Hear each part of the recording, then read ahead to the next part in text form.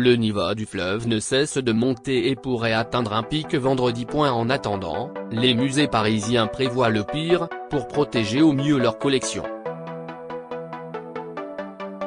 Branle-bas de combat dans les musées parisiens. Le musée du Louvre a décidé de fermer le niveau inférieur du département des arts de l'islam, mercredi 24 janvier, alors que la Seine a atteint 5,12 m au-dessus de son niveau normal. Une cellule de crise est activée depuis le début de la semaine, explique le musée dans un communiqué. Une mesure similaire avait déjà été prise en 2016, quand la Seine était montée à 6,07 m. En 48 heures, 35 000 œuvres avaient pu être mises à l'abri dans les étages, écrit la direction. Soit un quart des œuvres conservées en zone inondable. Architecture antique rue au musée du Quai Branly. Les autres musées sont également aux abois. Des contrôles sont d'ailleurs en cours, explique le musée d'Orsay à BFM TV. Au total, une vingtaine d'établissements culturels sont dotés d'un plan de prévention des risques d'inondation. Parmi eux, le musée du Quai Branly, situé à 2 pas de la Seine. Une cellule de veille a été activée, explique Blandine Sorbe, déléguée générale adjointe du musée, à France Info. Nous commençons à repérer dans les étages des espaces susceptibles d'accueillir les œuvres des réserves, qui se trouvent au sous-sol.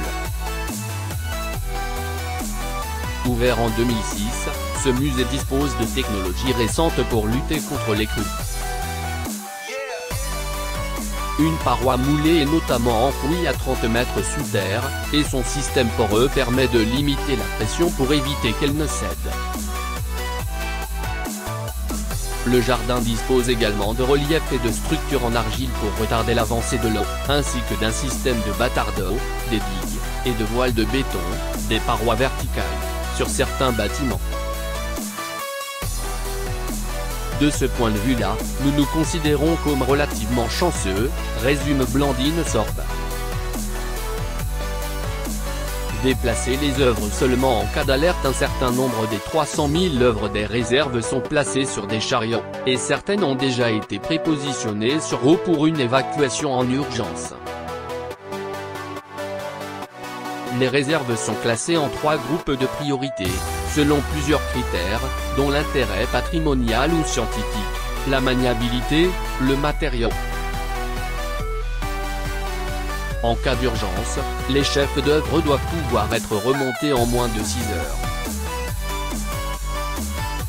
Le périmètre est ensuite élargi aux œuvres très importantes, moins de 72 heures, puis au reste de la collection. Les conservateurs des différents départements du musée du Quai Branly ont notamment déterminé quelles étaient les œuvres prioritaires en cas d'évacuation, par exemple, les plus beaux masques, les plus belles statues d'Océanie, les œuvres les plus rares. Pas question, toutefois, de céder à l'affolement. Nous n'allons pas les déplacer dans les étages par mesure de prévention mais seulement en cas d'alerte, car ce sont des œuvres fragiles et car c'est un exercice qui immobilise le personnel. Les agents du musée ont déjà été alertés de la situation par la direction et beaucoup se sont déjà portés volontaires pour prêter main forte si nécessaire. On ne craint pas les inondations, mais il peut y avoir des infiltrations, de l'humidité, explique la Bibliothèque nationale de France à BFM TV. Dans ce cas, le plan de protection contre les inondations prévoit d'intervenir en coupant les aérations et l'électricité par anticipation. Du côté du musée du Louvre, quelques 152 000 œuvres sont actuellement stockées en zone inondable. Mais les autorités ont trouvé la parade. La construction d'un centre de conservation a débuté à Liévin, pas de Calais, au mois de décembre, pour mettre ses collections à l'abri du risque de crue.